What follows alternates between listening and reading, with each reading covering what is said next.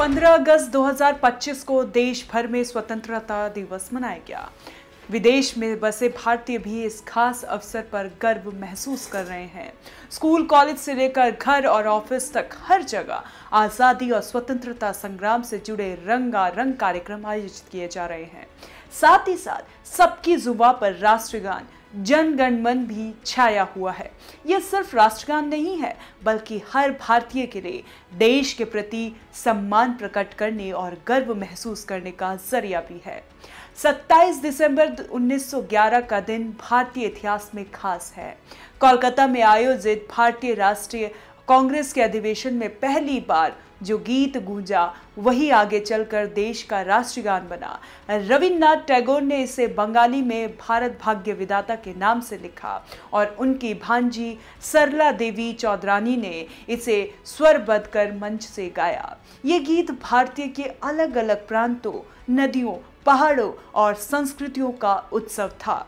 महात्मा गांधी ने भी इसे सुनकर इसकी सराहना की और इसे राष्ट्रीय एकता का प्रतीक बताया।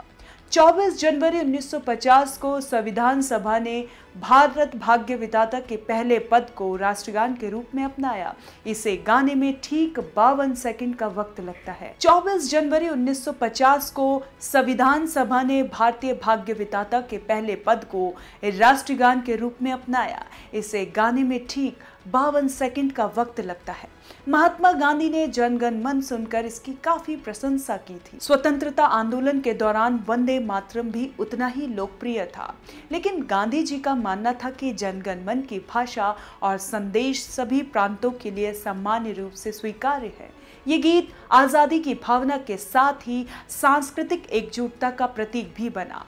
1911 में संरचना से लेकर 1950 में ऑफिशियल दर्जा मिलने तक जनगण मन ने लंबा सफर तय किया। 1912 में ये गीत पहली बार टैगोर की पत्रिका में छपा। 1917 में गांधी जी ने एक सभा में इसकी तारीफ करते हुए उसे अपनाने की बात कही। आजादी के बाद 15 अगस्त 1947 को लाल किले पर आयोजित कार्यक्रम में भी इसे गाया गया। आखिरकार 24 जनवरी 1950 को संविधान सभा ने इसके सबसे पहले पद को भारत का राष्ट्रगान घोषित किया।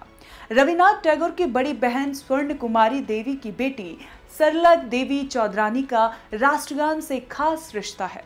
उनके जिक्र के बगैर इस गान का इतिहास अधूरा है। सरला देवी चौधरानी संगीत में दक्ष होने के साथ साथ स्वतंत्रता आंदोलन में भी सक्रिय थी। उन्होंने न सिर्फ जन गण मन को पहली बार सुर में बांधा, बल्कि देशभक्ति से ओत-प्रोत गीतों और सांस्कृतिक कार्यक्रम के जरिए युवाओं को प्रेरित भी किया। उनकी प्रस्तुति से जन गण मन को इमोशनल टच मिला। ये गाना आज भी दिलों को छू जाता है। आज जन गण मन सिर्फ एक गीत नहीं है, बल्कि हर भारतीय के दिल की धड़कन है। स्कूल असेंबली, खेल मुकाबलों, राष्ट्र पर्व और अंतर्राष्ट्रीय मंचों पर जब इसकी धुन बजती है तो हर नागरिक गर्व से खड़ा हो जाता है। इसके बोल हमें याद दिलाते हैं कि भारत की ताकत इसकी विविधता और एकता है। 100 साल बाद भी इसका संदेश उतना ही सुंदर और प्रासंगिक है जितना 1911 में था। हम सब एक हैं और एक रहेंगे। जनगण मन 1911 से 1950 तक की इसकी टाइमलाइन आपको बताते हैं। 1911 में इसकी संरचना हुई और पहली बार प्रस्तुत किया गया। 11 दिसंबर 1911 रविन्द्रनाथ टैगोर ने बंगाली भाषा में भारत भाग्य विधाता शीर्षक से गीत लिखा। 27 दिसंबर 1911 कोलकाता में भारतीय राष्ट्रीय कांग्रेस के अधिवेशन में पहली बार सार्वजनिक रूप से गाया गया। प्रस्तुति सरला देवी चौधरानी ने की। 1912 गीत पहली बार टैगोर की पत्रिका में प्रकाशित हुआ और इसके बोल भाव देश भर में लोकप्रिय होने लगे। 1917 महात्मा गांधी ने इस गीत की सराहना की और इसे राष्ट्रीय एकता का प्रतीक बताया। स्वतंत्रता आंदोलन में कई जगह इस गीत को गाया जाने लगा। 1942 में भारत छोड़ो आंदोलन के समय यह गीत विरोध और एकजुटता के प्रतीक के रूप में गाया गया। 1947 में स्वतंत्रता दिवस 15 अगस्त के कार्यक्रम में से प्रमुख देशभक्ति गीत में गाया गया।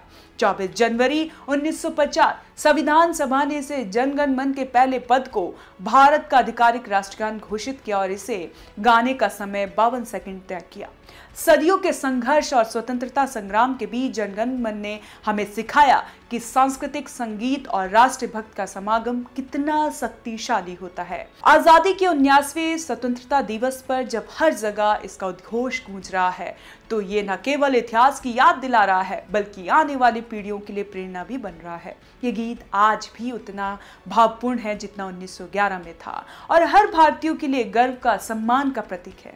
इस तरह जनगण मन की कहानी सिर्फ एक गीत का इतिहास नहीं, बल्कि भारत की आत्मा की कहानी भी है। 1911 से 1950 तक का सफर हमें याद दिलाता है कि असली स्वतंत्रता केवल राजनीतिक स्वतंत्रता नहीं, बल्कि सांस्कृतिक और भावनात्मक एकता भी निहित है। और यही वजह है कि हर स्वतंत्रता दिवस पर, चाहे हम दिल्ली के लाल किले पर हों, किसी छोटे से गांव के स्कूल में हों या विदेश में बसे भारतीय हों, जनगण मन की धुन हर जगह गर्व, सम्मान और देशभक्त की भावना को जगह देती है। कैसी लगी आपको ये जानकारी, हमें कमेंट कर जरूर बताएं और देखते रहें one nation one group news.